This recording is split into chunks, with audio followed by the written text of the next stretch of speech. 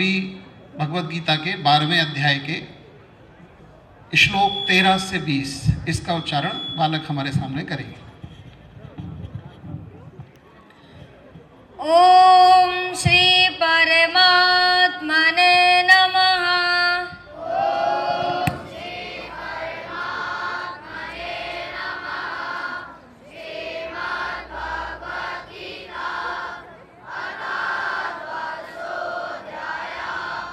श्री भगवान उवाच अद्वेष्टा सर्वभूतानां मैत्रेय करुणैर्भयः निर्ममो निरहङ्कारः समदुःखसुखक्षमी सन्तुष्टः सततं योगी यथात्मा दृढनिश्चयः मय्यापृत्य मनोबुद्धिः यो मद्भक्तः समेत्य तस्मान्नो तुजिते लोको लोकालो तुजिते च हर्षामर्षभयोद्वेगे मुक्तो यासञ्जमेभ्यः अन्वेषा सुहृदश्च उदासीनो मदभ्यः सर्वारम्भपरित्यागी यो मद्भक्तः समेभ्यः यो न हेष्टि न देष्टि न स्तोत्री न दास्यति स्वार्थपरित्यागी भक्तिमान्यः समेभ्यः समासत्रो च मित्रे च तथा मानापमानयो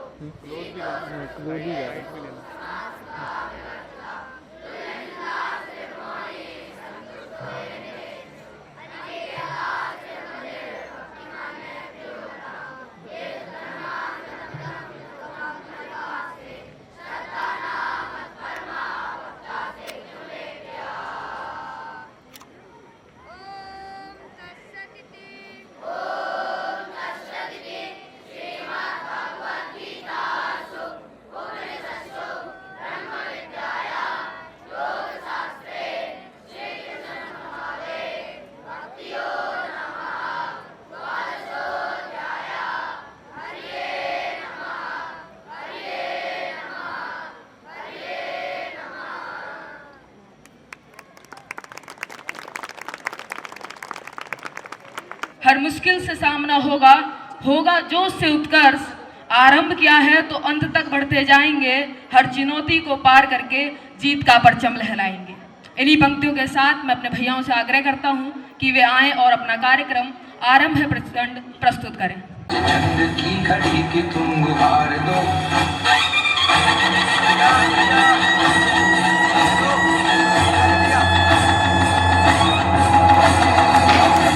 प्रचंड बोल मस्तकों के झुंड, आज जंग की घड़ी की तुम गुहार दो।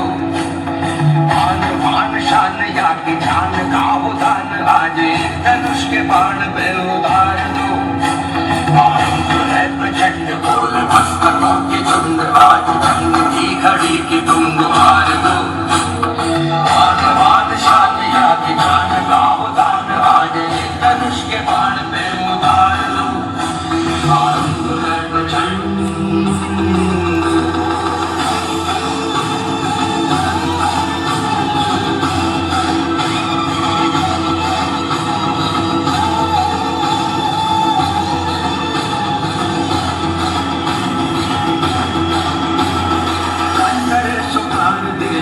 करे सुप्राण ले, वही तो एक सर्वशक्तिमान है। करे सुप्राण दे जो करे सुप्राण ले, वही तो एक सर्वशक्तिमान है। विश्व की पुकार है ये भागवत प्रचार है कि युद्ध ही तो वीर का प्रमाण है। कौरवों की भीड़ हो या पांडवों का हीड़ हो, जो लड़ सका है वो ही तो महान है। मस्तकों के झुंड बात जंग की घड़ी की तुम गुहार दो। आन बान शान या की जान का उदान, आज धनुष के बाण पे उतार दो।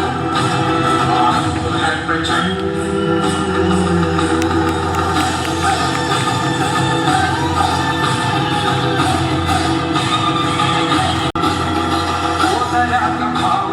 शौर्य का चुनाव या की हार का मुकाब, तुम ये सोच लो।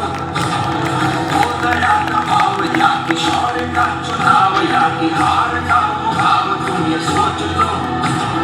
या की पूरे बाल पर जला रहे विजय का लाल लाल ये गुलाल, तुम ये सोच लो।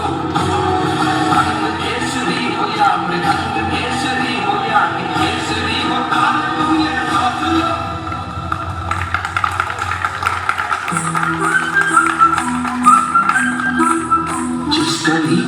कल्पना में जिंदगी हो प्रेम की, तो उस कवि को आज तुम नकार दो। भीग थी मसों में आज, फूल थी रगों में आज, आग की लपट का तुम बखार दो। आरंभ है प्रचंड बोल दस्तकों के झुंड का, मानवाद शान या की जान का हो दानवाद, एक धनुष के बाण पे उतार दो। आरंभ है प्रचंड, आरंभ है प्रचंड, आरंभ है प्रचंड।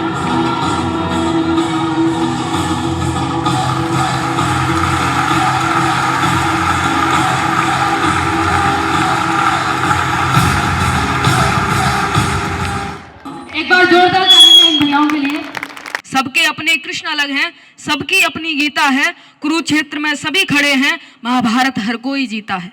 इन्हीं पंक्तियों के साथ मैं भैया विकास से आग्रह करूंगा कि वे आएं और अपना नृत्य महाभारत प्रस्तुत।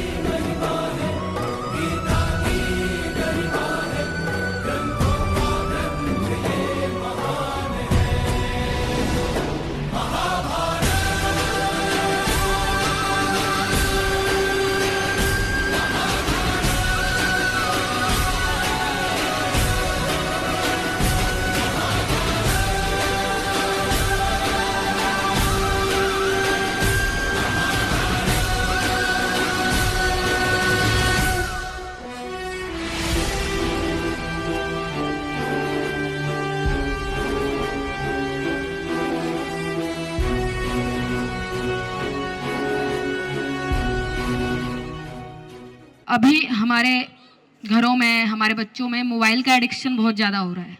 हम मोबाइल का यूज़ करते हैं और इस हद तक करने लगते हैं हमें कुछ होश नहीं रहता है कि हम कर क्या रहे हैं। तो उसी मोबाइल को एडिक्शन के लिए दर्शाने आ रहे हैं हमारे 7th क्लास के भैया। इसके लिए मैं 2 लाइनें कहना चाहूँगा। हम खुद को खोने लगे हैं मोबाइल की स्क्रीन में, रिश्तों की अहमियत भूल गए हैं सिर्फ एक क्लिक में। ज़रा सोचिए ये ज़िंदगी किस ओर जा रही है, कहीं हम खुद ही अपने ही जाल में तो नहीं फंसते जा रहे हैं।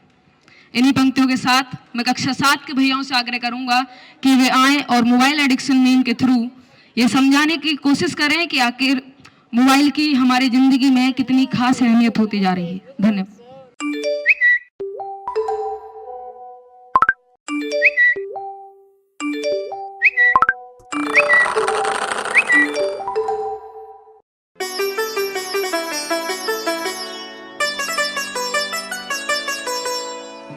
बादाम कच्चा बादाम आमागाचे नाही तो गुगु भाजा बादाम बादाम बादाम कच्चा बादाम आमागाचे नाही तो गुगु भाजा बादाम बादाम बादाम कच्चा बादाम आमागाचे नाही तो गुगु भाजा बादाम। व्हाट्सएप ले लो, फेसबुक ले लो, स्नैपचैट ले लो, इंस्टाग्राम ले लो, 15 सेकंड के रील्स, 30 के रील, 10 रुपए के फॉलोअर्स ले लो। रस्ते का माल सस्ते में, ट्रेंडिंग में रहने के लिए 1 डजन हैशटैग ले लो। बादाम बादाम कच्चा बादाम आमागाचे नाही तो गुगु भाजा बादाम आमागाचे बाबे सुगु ताजा बादाम तम तम। हट्टा कट्टा मोबाइल। ये मोबाइल यूं ही हट्टा कट्टा नहीं हुआ, इसने बहुत कुछ खाया पिया है।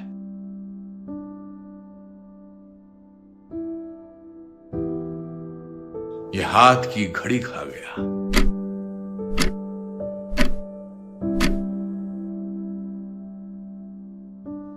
समय नहीं लोगों के पास, ये लोगों का वक्त खा गया।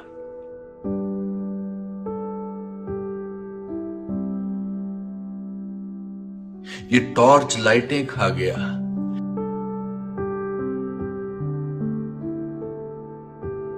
इसने सैकड़ों मील की दूरियां पी हैं, इस मोबाइल ने तन्हाइयां पी हैं।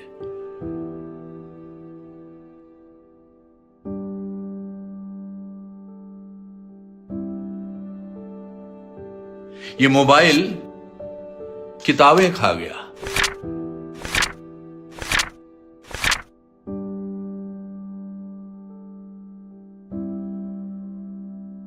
पड़ोस की दोस्ती मेल मिलाप खा गया।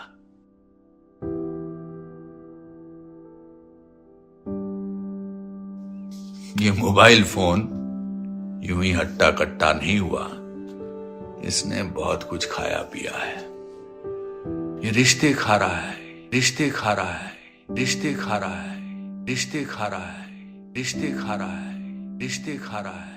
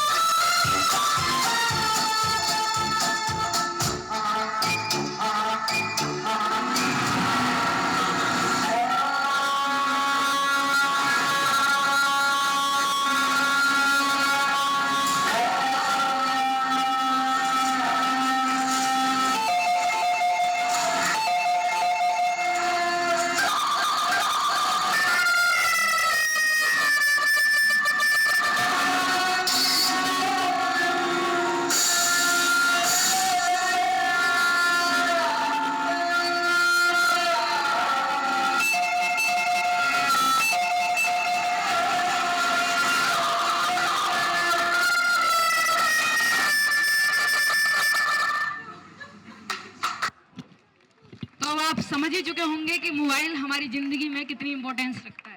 बच्चों की प्रस्तुतियाँ देखी हैं और मैं आपको ये बताना चाहता हूँ कि इन बच्चों का कोई कोरियोग्राफर नहीं है।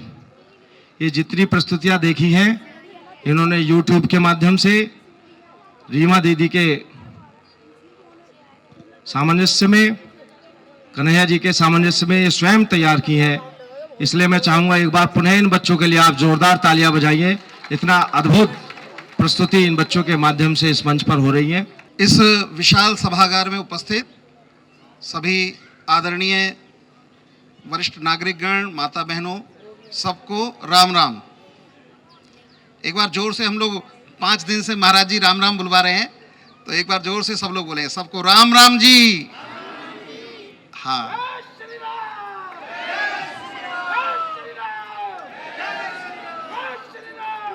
जय श्री राम।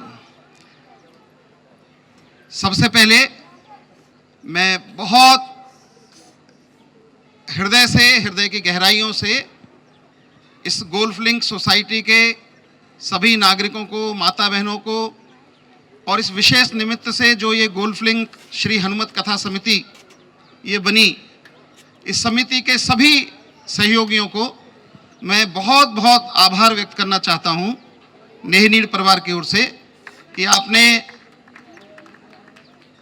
इस 5 दिन के आयोजन के माध्यम से इतने सारे परिवारों तक नेहनीड़ की बात को, नेहनीड़ के विषय को इन परिवारों तक पहुंचाया।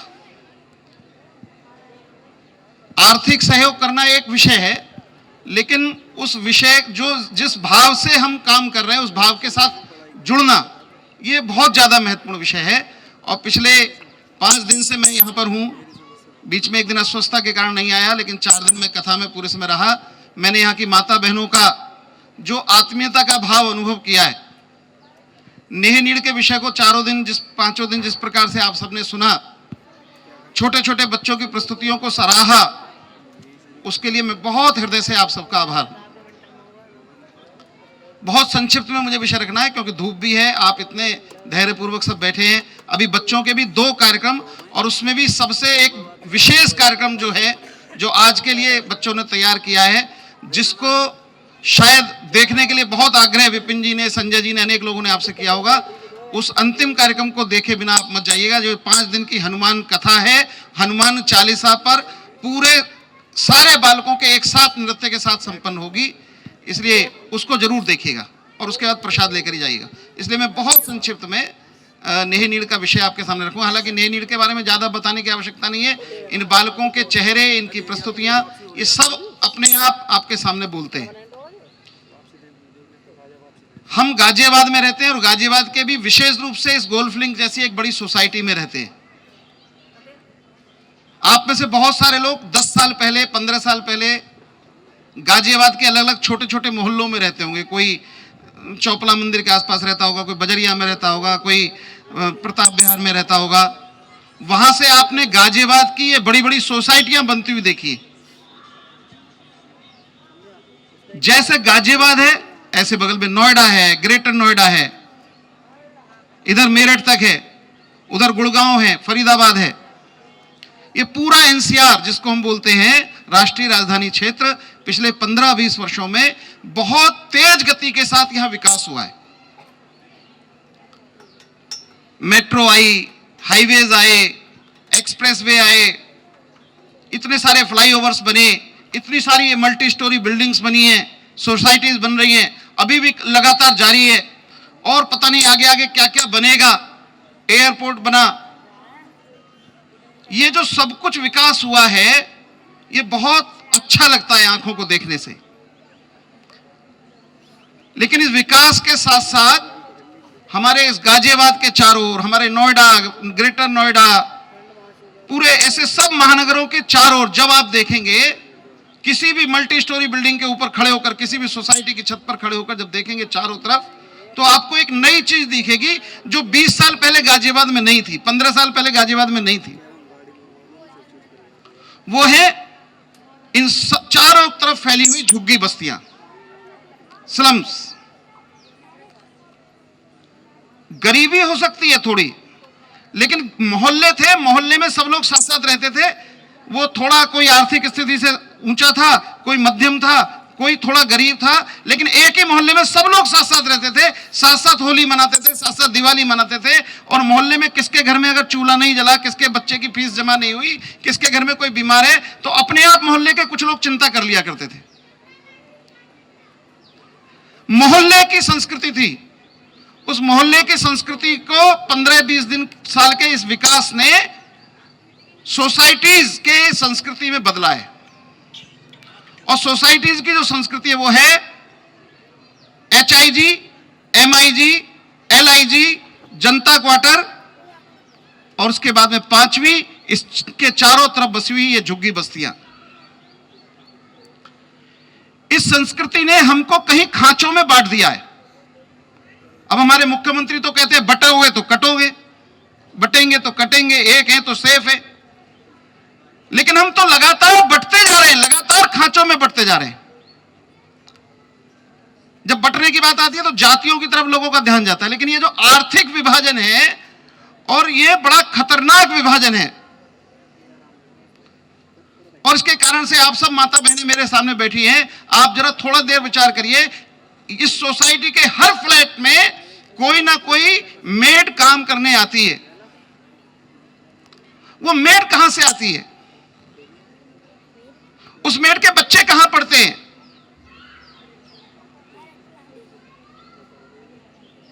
मैं 3 वर्ष पहले जब हम ये नेहनीड़ का काम शुरू कर रहे थे, तो इसी सोसाइटी के 4-5 कार्यकर्ताओं के साथ बैठा था। तो मैंने कहा था कि हमारी जो सोसाइटीज हैं, जो बस्तियां ये सब बन गई हैं, गोल्फ लिंक, लैंडक्राफ्ट, नई नई सब, इनके चारों तरफ जो स्लम्स बनता जा रहा है, चारों तरफ जो झुग्गी बस्तियां बनती जा रही हैं, हम अपने छत पर खड़े होकर देखें तो 100 मीटर 200 मीटर, जितनी ऊंची बिल्डिंग उतनी बड़ी झुग्गी बस्ती। और वो झुग्गी बस्ती हमें कई चीजें आपूर्ति कर रही है। वहां से बिजली मैकेनिक आ रहा है, वहां से प्लम्बर आ रहा है, वहां से हमारा सफाई कर्मचारी आ रहा है, वहां से प्रेस करने वाला आ रहा है, वहां से मेड आ रही है, लेकिन हमारे और उनके कोई रिश्ते नहीं है, कोई संबंध नहीं है।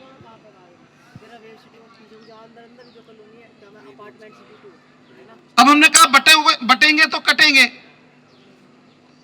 लेकिन हमारे परिवारों के साथ निरंतर उनका संबंध है, लेकिन उसके बाद भी हम उन बस्तियों की ज्यादा चिंता कर नहीं पाते। और जब हम नहीं करते तो कुछ और लोग करते हैं उन बस्तियों में आकर।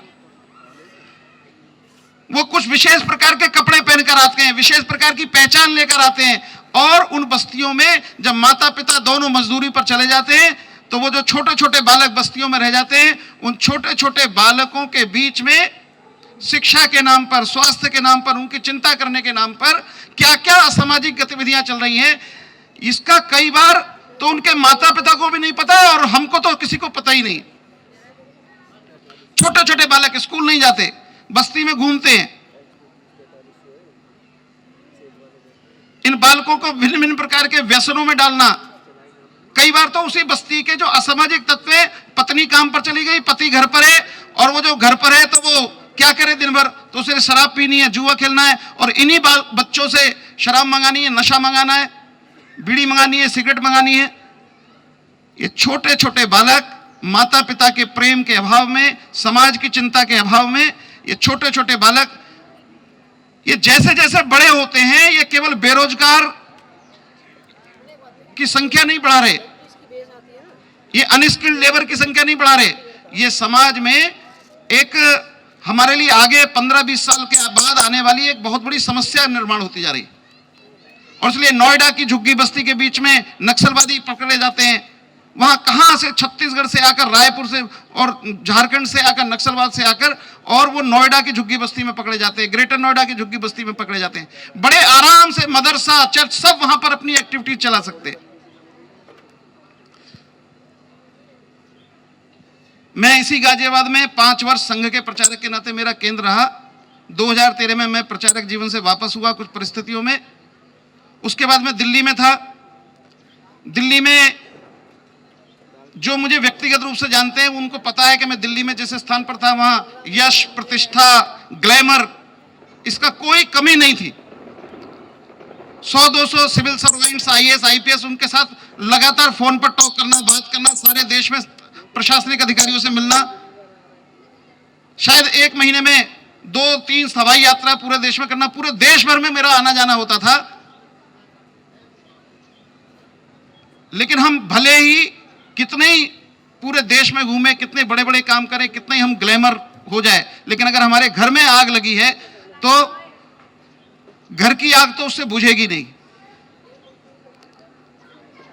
4 वर्ष पूर्व मैंने वो सब छोड़कर, जो भी दिल्ली की ग्लैमर की दुनिया थी उस सब को छोड़कर, मैंने और मेरी धर्मपत्नी रीमा ने, हमने संघ के अपने जो मित्र थे, परिचित थे, 22 वर्ष संघ का प्रचारक जीवन था, सामाजिक जीवन था, 7-8 वर्ष का ये जो सिविल सर्विस का सारा उसके बीच में जो काम किया, उसका जो अनुभव था, उस सब के आधार पर अपने मित्रों परिचितों से चर्चा की और हम पूरा देश बदल देंगे, ये कोई हमारे न तो हमारे को अहंकार है, ना मन में इस प्रकार की कोई बात है, लेकिन हमने सोचा कि ये जो गाजियाबाद है, नोएडा है, ग्रेटर नोएडा है, मेरठ है, मुरादाबाद है, सहारनपुर है, अलीगढ़, मथुरा, ये जो पश्चिमी उत्तर प्रदेश की बेल्ट है, इस बेल्ट में जो ये 10 बड़े महानगर है जो बहुत तेजी के साथ विकसित हो रहे हैं, विकसित होने के कारण से यहाँ कंस्ट्रक्शन लेबर बिहार से, बंगाल से, उड़ीसा से, छत्तीसगढ़ से, मध्य प्रदेश से आ रही है। ये फिरोजाबाद है, मुरादाबाद है, अलीगढ़ है, इंडस्ट्रियल महानगर है, यहाँ इंडस्ट्रीज के कारण से आ रही है। सिकंदराबाद से लेकर दादरी तक पूरा इंडस्ट्रीज के कारण से, आप एक तरफ से देखिए, पूरा दादरी से शुरू करके सिकंदराबाद तक 20 किलोमीटर के बीच में आपको पूरा झुग्गी दिखेगी। हजारों लाखों मजदूर ये हमारे क्षेत्र में आकर बसे। इन बस्तियों में जाना एक ही उपाय है कि उनके बच्चों को हम शिक्षित कर सके, बाकी कोई उपाय नहीं।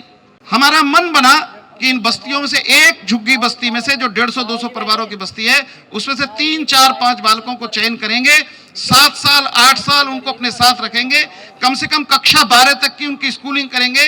कक्षा 12 के बाद वो जिस दिशा में जाना चाहे उस दिशा में जाकर वो अपने पैरों पर खड़ा हो, और अपने पैरों पर खड़ा होने के साथ साथ वो अपनी बस्ती को एक सोशल लीडरशिप दे। केवल पढ़ना पर्याप्त नहीं, केवल किताबी शिक्षा पर्याप्त नहीं है, इसलिए उसको इसी छोटी आयु से उसको देश, समाज, धर्म, राष्ट्र, इसकी जानकारी देना, और सबसे बड़ी बात है उसको अपने समाज का नेतृत्व करने लायक बनाना।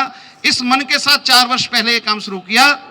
आज इन 10 महानगरों की, जिनके मैंने नाम लिए, इन 10 महानगरों की 62 बस्तियों से 106 बालक हमारे साथ रह रहे हैं, या कहना चाहिए हम उनके साथ रह रहे हैं। मैं उनके साथ रहता हूं, मेरी धर्मपत्नी उनके साथ रहती है, हमारे जैसे 4-5 और वॉलंटियर कार्यकर्ता जुड़ गए हैं, वो सब उनके साथ रहते हैं। सुबह 5 बजे से लेकर रात 10 बजे तक इन बच्चों की दिनचर्या हमने निश्चित की है।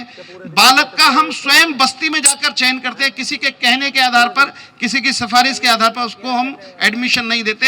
हर वर्ष हम 2 महीने लगाते हैं पूरे एक बालक के चयन में, और ये सारे जो बालक हैं ये 300-300, 400-400 बालकों में से चयनित होने के बाद यहां पहुंचे।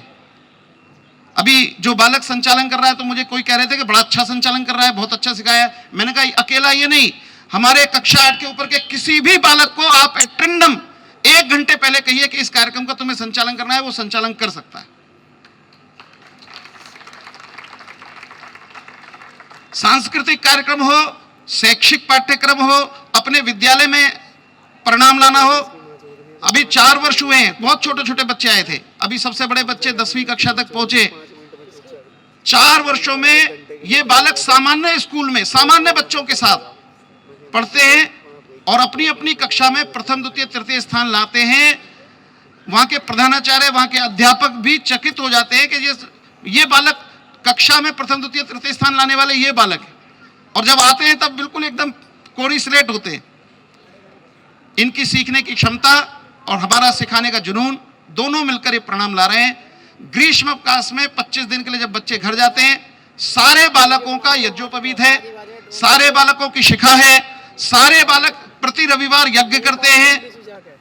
मुझे यहां कहने में बिल्कुल संकोच नहीं है कि अधिकांश झुग्गी बस्तियों में आज भी 90% हमारे अनुसूचित समाज के बंधु रहते हैं, 10% बाकी हैं, लेकिन 90% हमारे अनुसूचित वर्ग के बंधु हैं। लेकिन हमारे सारे बच्चे प्रति रविवार यज्ञ करते हैं। और जब ये गर्मियों की छुट्टी में अपने घर जाते हैं तो लगभग 3 रविवार अपने घर पर रहते हैं। तीनों रविवार अपनी बस्ती के सारे लोगों को इकट्ठा करके 40-40, 50-50 लोगों को इकट्ठा करके यज्ञ कराते हैं। ये छोटे छोटे बच्चे, कक्षा 4 का बच्चा, कक्षा 5 का बच्चा, कक्षा 3 का बच्चा अपनी बस्ती में यज्ञ करता है। उन बस्तियों में जिसमें कभी यज्ञ का धुआं उठा नहीं, उन बस्तियों में बच्चे यज्ञ करते हैं। और आप आश्चर्य करेंगे, एक बालक जो वाल्मीकि समाज से है, उसकी 2 बहनों का विवाह एक ही दिन होना था और विवाह कराने के लिए कोई ब्राह्मण नहीं आया, उपलब्ध नहीं हुआ। बालक कक्षा 6 में पढ़ रहा था। ब्राह्मण की अनुपस्थिति में भाई साहब अतुल जी आ गए हैं, हम सब उनका हार्दिक स्वागत करते हैं। आज तो हम आपके अंगना में हैं। कक्षा 6 का बालक, बहन का विवाह कराने के लिए ब्राह्मण उपलब्ध नहीं। उसकी मां को, पिता को पता था कि ये यज्ञ करता है, घर पर आकर यज्ञ किया था गर्मी की छुट्टी में, और उनको मालूम था विवाह में क्या होता है, यज्ञ होता है। अब उनको ये पता नहीं कि विवाह के मंत्र अलग होते हैं, सामान्य यज्ञ के मंत्र अलग होते हैं। लेकिन उन्होंने उसको, बालक को कहा, अरे तू भी तो पंडित है, चलो हमारा शिवा आज अपनी दोनों बहनों की शादी कराएगा। और छोटे से बालक ने पूरे आत्मविश्वास के साथ दोनों बहनों को बैठाया, दोनों जीजाओं को बैठाया, गठजोड़ किया और जो मंत्र उसको याद थे उन मंत्रों को बोला और विवाह संपन्न हो गया।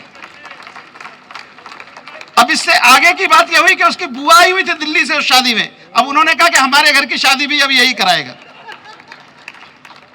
एक रिश्तेदार आए हुए थे बुलंदशहर से, अभी वो आ गए कि जी हमारे घर में विवाह है और शिवा को छुट्टी देनी है। मैंने कहा जी अब नहीं देंगे।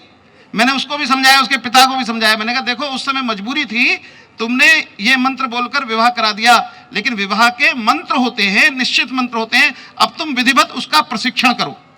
वाल्मीकि समाज का बालक है, उसने आत्मविश्वास पूर्वक कहा कि मैं प्रशिक्षण करूंगा और मैं अपने समाज के विवाह स्वयं करा सकता हूं। अभी वो कक्षा 8 में है,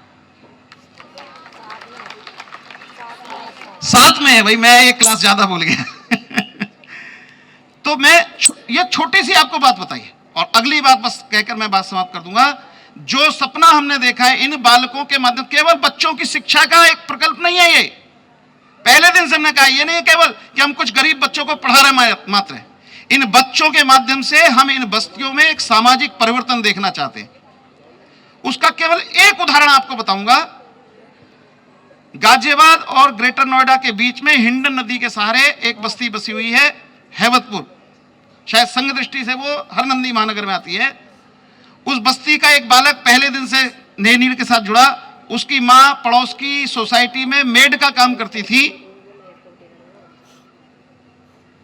जब वो पहली बार कार्यक्रम में आई, रीमा जी के साथ उनकी बातचीत हुई। रीमा जी ने उनको कहा कि आप मेड के काम के अलावा कुछ और काम जानती हो क्या? उन्होंने कहा दीदी मैं क्रोशिया का काम कर लेती हूं, क्रोशिया से मैं भगवान जी की पोशाक बना लेती हूं। रीमा जी ने कहा अच्छा इस बार आप कुछ भगवान जी की पोशाकें बनाओ और जो अपना वार्षिकोत्सव होगा उसमें हम आपका स्टॉल लगाएंगे। वार्षिकोत्सव कार्यक्रम हुआ, 400-500 लोग थे, वो क्रोशिया के बने हुए भगवान जी की पोशाक लाई। जितनी लाई वो सारी पोशाक वहां बिक गई। उसके बाद दूसरा कार्यक्रम अलीगढ़ में था इसी प्रकार का सृजन, वहां लगभग 700-800 उपस्थिति थी। उन्होंने फिर बहुत दिन रात लगकर क्रोशिया से कुछ मेज पोश, कुछ भगवान जी की पोशाक, कुछ और चीजें तैयार की। वहां गई, वहां सब बिक गई। और उसके बाद इतने उन पर फोन से ऑर्डर आ गए, लोगों ने इतने फोन पर बुक कर लिए, उन्होंने मेड का काम बंद कर दिया। आप परेशान मत हो जाइएगा, माता बहने कह रहे हैं तो नैनीड़ वाले हमारी मेड का काम बंद करा देंगे। लेकिन उस महिला ने मेड का काम बंद कर दिया। आज अपने मोहल्ले की 15 लड़कियों को प्रशिक्षण देकर वो भगवान जी की पोशाकें, मेजपोश, चादरें ये सब तैयार कर रही हैं, ऑनलाइन उसको सप्लाई करती हैं। आज वो इतना बना रही हैं जितनी उनके पास मांग है तो बना नहीं पा रही है। आज वो मेड का काम उनका बंद हो गया। आज उसी महिला के कारण से उस बस्ती में हर महीने के पहले मंगलवार को कम से कम 50 महिलाएं इकट्ठी होकर ये हनुमान चालीसा का पाठ करती हैं, एक साथ एकत्र होकर। और 2 साल से एक भी मंगल छूटा नहीं उनका ये वाला क्रमशः। और वो सभी 50 घरों में काम करने वाली महिलाएं। मैंने आपको 2 उदाहरण दिए हैं। एक, इन बच्चों के रूप में हम आने वाला भविष्य का सामाजिक नेता देख रहे हैं। राजनीतिक नेता कौन बने हमें चिंता नहीं है, लेकिन इन बस्तियों के सामाजिक नेता, सोशल लीडरशिप इन बच्चों के रूप में खड़ी होगी। और दूसरा, इन बच्चों के माध्यम से, इन बच्चों के अभिभावकों के माध्यम से, इसलिए हम बच्चों के अभिभावकों को भी 4 बार बुलाते हैं वर्ष में और उनके साथ भी ये सारी छोटी छोटी बातें करते हैं कि हम क्यों पढ़ा रहे हैं बच्चों को। कुल मिलाकर आप सबके सहयोग से, आप सबके आशीर्वाद से ये यात्रा चल रही है। 4 वर्ष पूरे हो रहे हैं। यहां संदीप जी का सम्मान किया गया। किसी भी काम को चलाने के लिए सबसे पहली जरूरत होती है उसकी अपनी भूमि, भवन। संदीप जी का परिवार आगे आया। हमें कल्पना भी नहीं थी कि हमको इतना बड़ा सहयोग एक ही परिवार से और इतनी बड़ी मात्रा मिल जाएगा। आज वहां हमारे पास 10 बीघा भूमि है। एकदम उन्होंने कहा हमारी कोई अपेक्षा नहीं है, आप ट्रस्ट के नाम से खरीदिए, जितना पैसा लगता है हम देंगे। लगभग 50 लाख रुपए की वो भूमि खरीदी थी हमने 2 वर्ष पहले। पूज्य स्वामी अवधेशानंद जी ने उसका भूमि पूजन किया था। आज आप सबके सहयोग से वहां पर भव्य भवन खड़ा है। निर्माण लगभग पूरा हो गया है और इस वर्ष 18 दिसंबर को, अगले महीने, उसका भवन का लोकार्पण है। 4था वार्षिकोत्सव है। वृंदावन से पूज्य अनिरुद्धाचार्य जी महाराज उसका लोकार्पण करने के लिए आ रहे हैं। पूज्य अतुल कृष्ण जी महाराज उसमें रहने वाले हैं। मैं आप सबको भी निवेदन करता हूं, प्रार्थना करता हूं, आप आइए और 4थे वार्षिकोत्सव में और उस भवन के लोकार्पण कार्यक्रम में आइए। वो केवल एक भवन नहीं है, आने वाले अगले 8-10 वर्षों में इस पूरे पश्चिमी उत्तर प्रदेश का एक सामाजिक जागृति का केंद्र वो बन रहा है। इतना निवेदन करके मैं अपनी बात समाप्त करूंगा। आगे के केवल 2 कार्यक्रम और हैं और विनम्रता पूर्वक मैं निवेदन करना चाहूंगा कि दोनों कार्यक्रम आप अवश्य देखकर जाइए। हमारे बीच में हमारे गाजियाबाद के सांसद आदरणीय अतुल गर्ग जी भी उपस्थित हैं। मैं उनका तहे दिल से हार्दिक अभिनंदन करता हूं, वंदन करता हूं और आगे के कार्यक्रम के लिए मैं करण भैया को। हाँ, इसमें हमारे भैया बताएंगे कि वो यहाँ आने से पहले करते क्या थे, कैसे अपने जीवन जी रहे थे और यहाँ आने के बाद वो क्या क्या एक्टिविटीज़ करते हैं और आगे उनके क्या सपने हैं, क्या सोच रखते हैं, वो सब वो इस कार्यक्रम के थ्रू दिखाएंगे। मैं निहिनीड के ऊपर बस 2 लाइनें कहना चाहूँगा।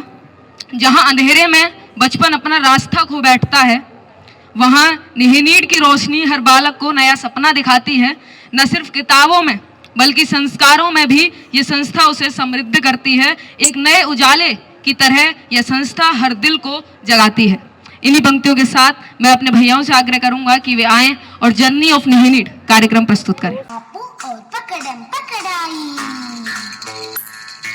कांचा गोली गिल्ली डंडा, टापू और पकड़म पकड़ाई। बचपन के वो सारे खेल अभी से हमने छोड़े भाई। 3 का डब्बा पीट पीट कर, हाँ 3 का डब्बा पीट पीट कर एक नई सी दुनिया बनाई। गीत लिखेगा कौन बताओ, हमको तो ना आती लिखाई। अरे ये लिखेगा ना यार, माधव लिखेगा। अरे लिख तो, अरे सोचने को भी।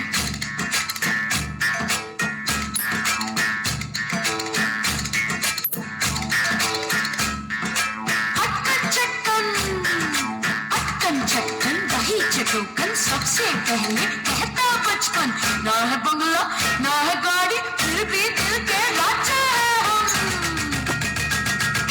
अक्कन चक्कन दही चटोकन, सबसे पहले कहता बचपन, ना है बंगला ना है गाड़ी, फिर भी दिल के राजा है हम।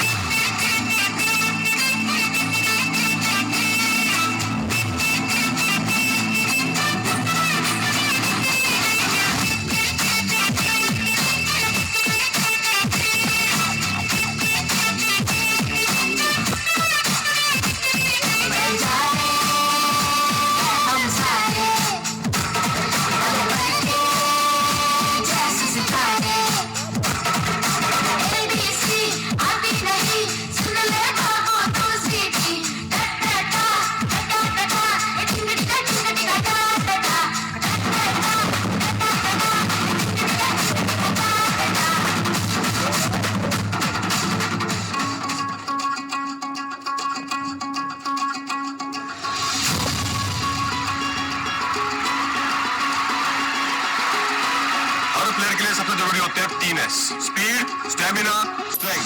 एक में भी कमी रहेगी तो प्लेयर में कमी रहेगी। क्या क्या? शाबाश।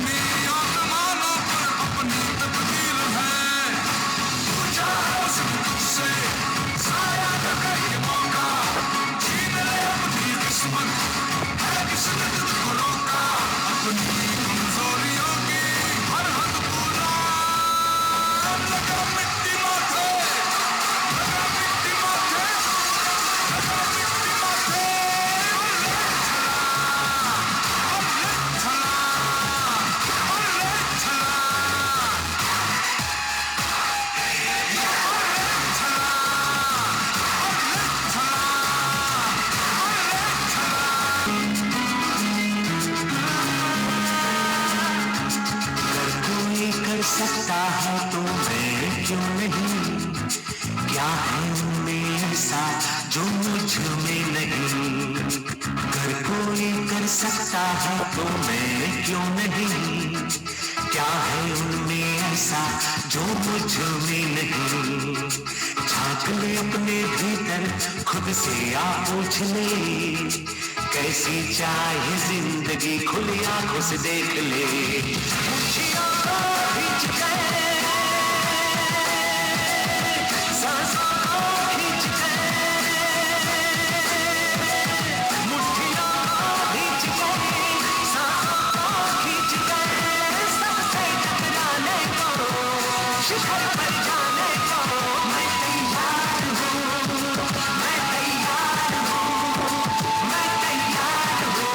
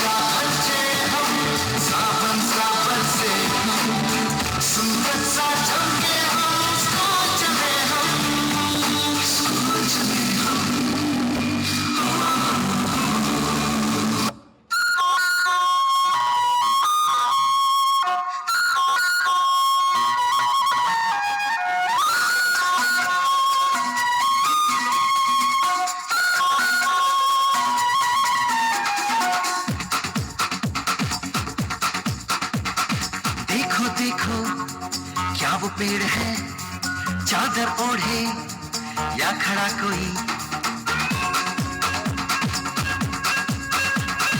देखो देखो क्या वो पेड़ है, चादर ओढ़े या खड़ा कोई।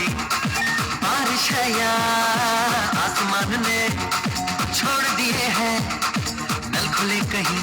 हम जैसे देखे ये जहां है वैसा ही, जैसी नजर अपनी खुल के सोचे आओ, पंख जरा फैलाओ, रंग नए दिखलाओ। चलो चलो चलो चलो नए ख्वाब बुन ले।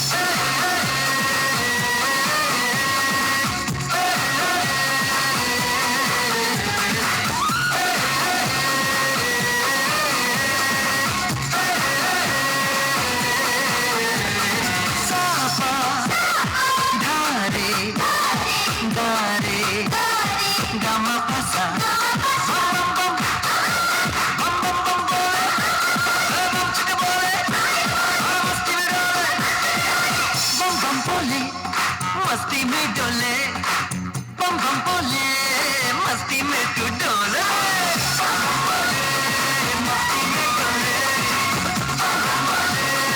मस्ती में तू डोले। भला मछलियां भी क्यों उड़ती नहीं, ऐसे भी सोचो ना, सोचो सूरज रोज नहाए पल भिगो के ये बुद्धू बनाए हमने ये सारे तारे।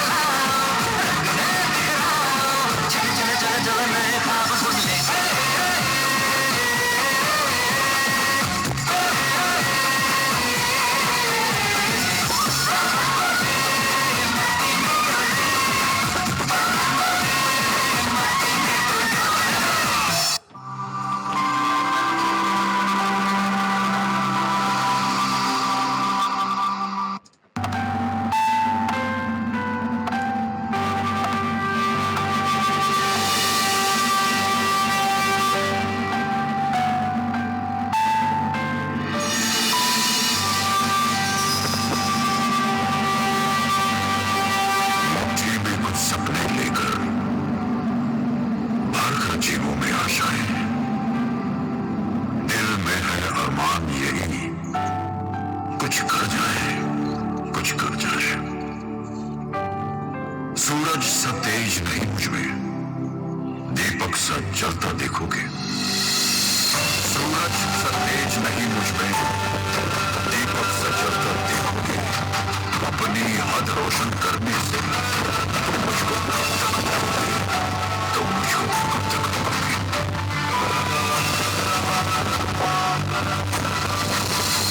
हिम्मत का दूसरा नाम है हनुमान, भक्तों की दिलों की पहचान है हनुमान। जहां होती है सच्ची श्रद्धा और भक्ति, वहां साक्षात प्रकट होते हैं हनुमान।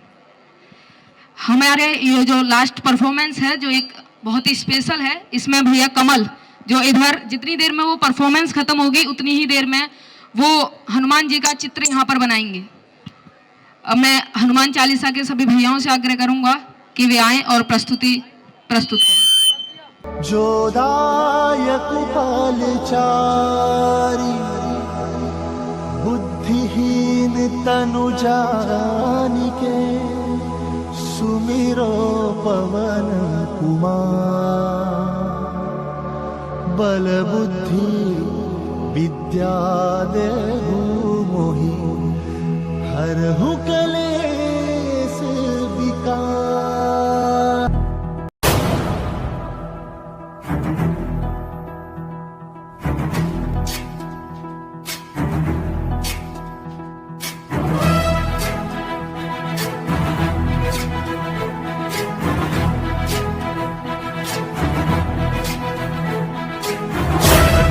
ज्ञान गुण सागर जय कपीसति गुलोक उजागर। जय हनुमान ज्ञान गुण सागर जय कपीसति गुलोक उजागर। रामदूत अतुलित बल धामा, अंजनी पुत्र पवन सुत नामा। महावीर विक्रम बजरंगी, कुमति निवार सुमति के संगी। जय हनुमान ज्ञान गुण सागर जय कपीसति गुलोक उजागर। जय हनुमान ज्ञान गुण सागर जय कपीसति गुलोक उजागर। कंचन वरण विराज सुबेसा, कानन कुंडल कुंचित केसा। हाथ वज्र और ध्वजा विराजै, कांधे मूंज जनेऊ साजै। जय हनुमान ज्ञान गुण सागर जय कपीसति गुलोक उजागर। जय हनुमान ज्ञान गुण सागर जय कपीसति गुलोक उजागर। जय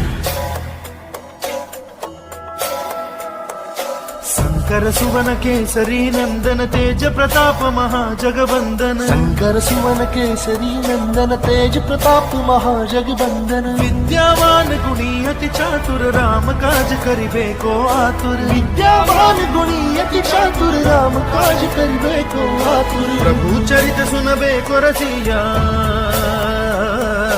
प्रभु चरित सुनबे को रसिया। राम लखन सीता मन बसिया।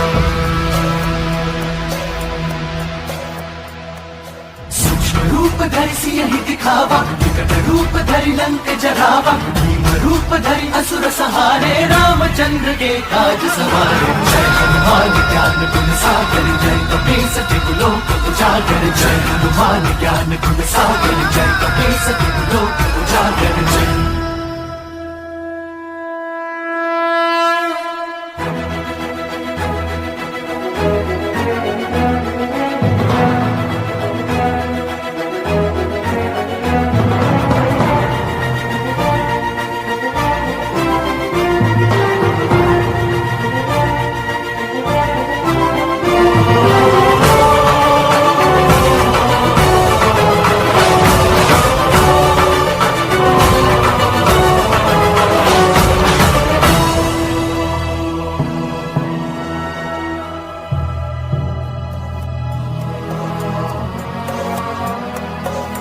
लाए संजीवन लखन जियाए, श्री रघुवीर हरषि उर लाए। रघुपति कीन्ही बहुत बड़ाई, तुम मम प्रिय भरत ही सम भाई। सहस बदन तुम्हरो यश गावे, अस कहीं श्रीपति कंठ लगावे।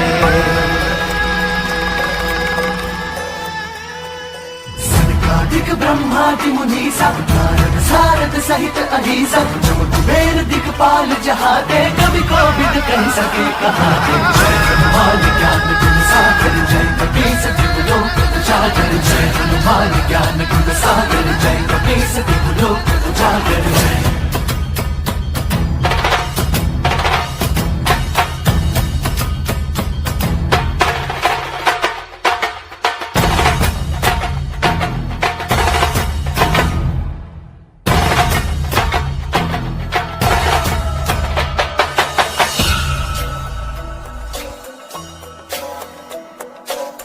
उपकार सुग्रीवहि कीन्हा राम मिलाय राजपद दीन्हा उपकार सुग्रीवहि कीन्हा राम मिलाय राजपद दीन्हा तुमरो मंत्र विभीषण माना लंकेश्वर भय सब जग जाना तुम्हारो मंत्र विभीषण माना लंकेश्वर भय सब जग जाना जुग सहस्त्र योजन पर भानु जुग सहस्त्र योजन पर भानु लील्यो ताहि मधुर बल जानु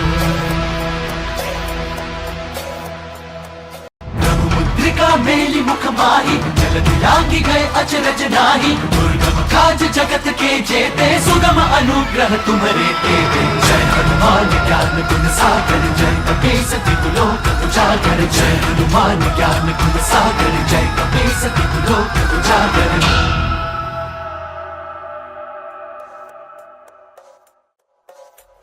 राम दुआरे तुम रखवारे होत ना ज्ञान बिनु पैसारे सब सुख लहै तुम्हारी सरना तुम रक्षक काहू को डरना आपन तेज सम्हारो आपै तीनों लोक हाथ थे कापै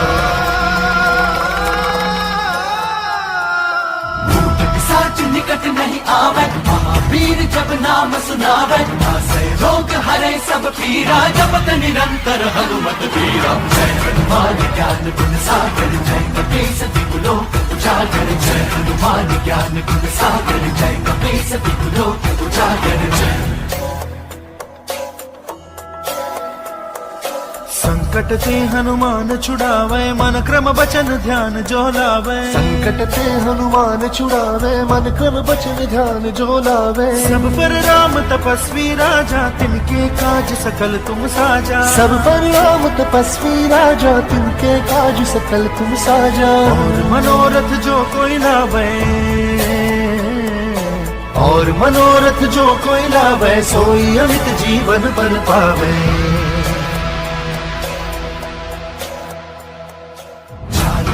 प्रताप तुम्हारा सिद्ध जगत उजियारा साधु संत के तुम रखवारे असुर निकंदन राम दुलारे जय हनुमान ज्ञान गुण सागर जय कपीस तिहु लोक उजागर जय हनुमान ज्ञान गुण सागर जय कपीस तिहु लोक उजागर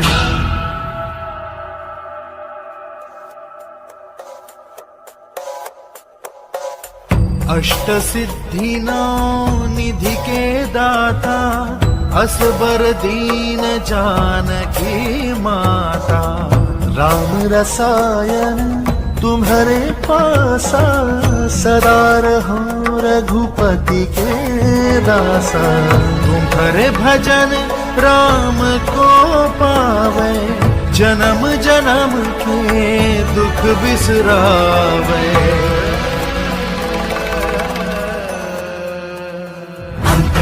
रघुबरपुर जाई जहाँ जन्म हरि भक्त कहाई और देवता चित्त न धरई हनुमत से सर्व सुख करे संकट कटई मिटई सब पीरा जो सुमिरै हनुमत बल बीरा जय जय जय हनुमान गोसाई कृपा करहु गुरुदेव की नाई जो सुख पार पाठ कर कोई जो बंदी महासुख होई जो यह पढ़े हनुमान चालीसा होय सिद्धि साखी गौरी तुलसीदास सदा हरि चेला जय नाथ हृदय महदेवा जय हनुमान ज्ञान गुण सागर जय कपीस तिहु लोक उजागर जय पवन तनय संकट हरण मंगल मूर्ति राम लखन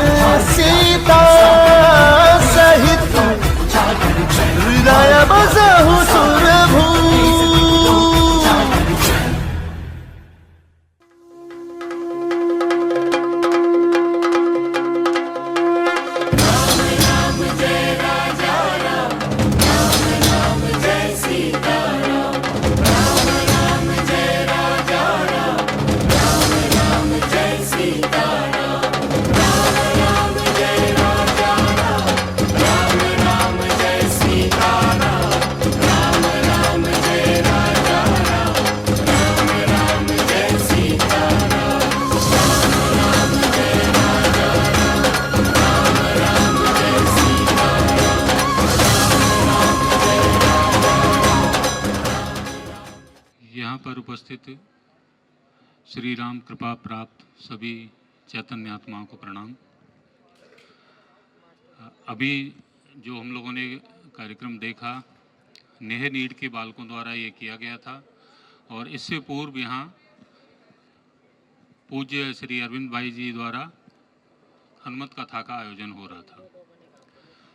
तो हनुमान जी के चरित्र से बात करते हैं तो हनुमान जी कहते हैं रामदूत में माँ तो जानकी, अपना परिचय यही बताते हैं, सत्य शपथ करुणा निधान की। पूरे रामचरितमानस में उनका परिचय रामदूत के रूप में है या उन्होंने कहा है राम काज करबे को आतुर या राम काज कीने बिना मोय कहाँ विश्राम। तो ये राम काज क्या है? ये राम काज ही अभी यहाँ बैठे कन्हैयालाल जी भाई साहब, रीमा भाभी जी या नेह नीड के अध्यक्ष के रूप में अरविंद भाई जी भी यही काम कर रहे हैं। अरविंद भाई जी दोहरी भूमिकाओं में एक तो हनुमत चरित्र का व्याख्यान सबको बता रहे हैं, हनुमान जी क्या थे, और दूसरे उनका जो राम काज था उसको भी आगे बढ़ाने का काम कर रहे हैं। राम काज यही है कि हर तरह के व्यक्ति को राम जी ने क्या किया, चाहते रावण का वध करने के लिए या रावण पर विजय प्राप्त करने के लिए, माता सीता जी को वापस लाने के लिए अपनी सेनाएं बुला सकते थे, दोनों ही पक्ष से, ससुराल पक्ष से भी अपने पैतृक पक्ष से। सामान्यतः यही होता है जब हमारे पास बड़ा संकट आता है तो हम किसी भी मर्यादा में जीवन यापन कर रहे हों, हम अपनी जितनी शक्तियां होती हैं सबका आह्वान करके जहां भी अप्रोच होती है, आज के संबंध में कहें तो जहां भी हमारी जुगाड़ होती है जिस भी बड़े आदमी से, उस सबसे सहायता मांग लेते हैं। राम जी मर्यादा पुरुषोत्तम थे, उन्होंने कहीं पुराने अपने जितने संबंध से उनसे सहायता नहीं मांगी। क्या किया, जो स्रोत थे हमारे पास, उनके पास उस समय क्या थे, बानर, भील, आदिवासी लोग, उन सबको सक्षम बनाया, उन सबको ताकतवर बनाया, उन सबको प्रशिक्षण दिया और जो वनवासी थे, चूंकि तो वन में जितने स्रोत उपलब्ध थे उन सारे स्रोतों को सक्षम करके रावण जैसी अजय शक्ति को उस समय पराजित किया और माता सीता को वापस लाए। इसी तरह से जो आज ऐसी स्रोत हैं जो बस्तियों में, जैसा कन्हैयालाल जी भाई साहब ने अभी बताया कि बस्तियों से हम ऐसी ताकत ढूंढ के ला रहे हैं जो देश के आगे ले जाएंगे, अन्यथा वो गलत हाथों में जाके वो समाज को नकारात्मक रूप से प्रभावित कर सकते हैं। यही बच्चे, इन बच्चों को ही ताकत देना, इन बच्चों को सक्षम बनाना, समाज के अच्छे नागरिक बनाना, इन्हें आध्यात्मिक रूप से सशक्त करना। अभी कितने छोटे छोटे बच्चे थे और ये 4 साल से मैं प्रकल्प से शुरू से ही जुड़ा हुआ हूँ, ये मेरा सौभाग्य है। इसके लिए मैं कन्हैयालाल जी भाई साहब का धन्यवाद हमेशा करता रहूँगा।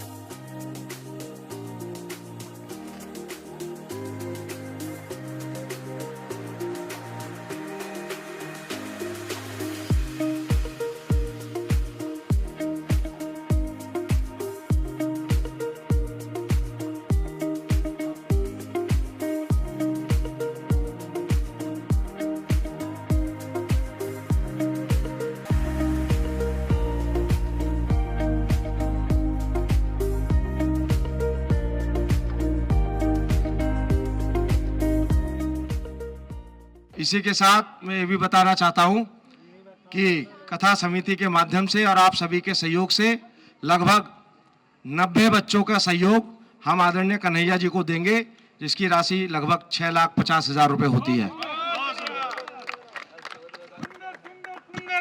उत्तम उत्तम उत्तम भाई, उत्तम उत्तम उत्तम भाई, सुंदर सुंदर सुंदर भाई, सुंदर भाई, उत्तम भाई, उत्तम भाई, सुंदर भाई। भाई वाह, भाई वाह, भाई वाह। बहुत बहुत धन्यवाद आप सभी का और कथा समिति का। जय श्री राम, जय श्री राम, जय श्री राम।